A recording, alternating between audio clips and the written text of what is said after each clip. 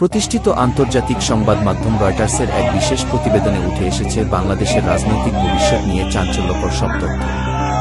রয়টার্সের প্রতিবেদন অনুযায়ী বাংলাদেশ বর্তমানে একটি ঐতিহাসিক রাজনৈতিক সন্ধিক্ষণ অতিক্রম করছে, যেখানে সাবেক প্রধানমন্ত্রী শেখ হাসিনার বিরুদ্ধে দায়েরকৃত মামলার চূড়ান্ত রায় দেশের গণতান্ত্রিক ধারাকে নতুন দিক নির্দেশনা দিতে পারে।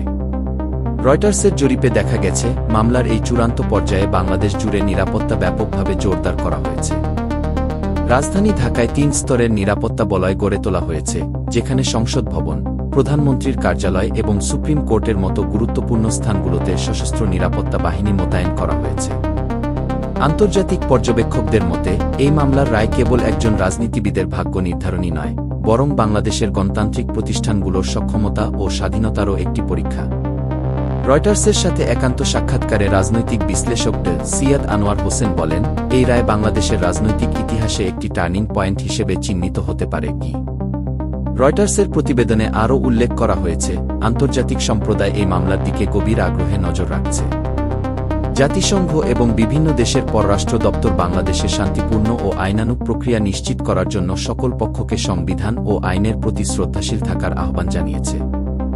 সামাজিক মাধ্যম ও ডিজিটাল প্ল্যাটফর্মে গুজব প্রতিরোধে বাংলাদেশ সরকারের বিহিত পদক্ষেপও রয়টার্সের প্রতিবেদনে বিশেষ স্থান পেয়েছে।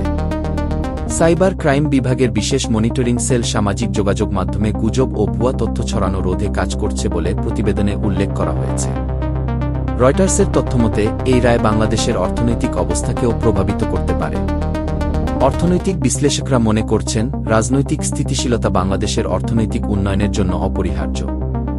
সাধারণ নাগরিকদের মধ্যে শান্তিপূর্ণ পরিবেশ বজায় রাখার আকাঙ্ক্ষাই প্রাধান্য পাচ্ছে বলে প্রতিবেদনে তুলে ধরা হয়েছে।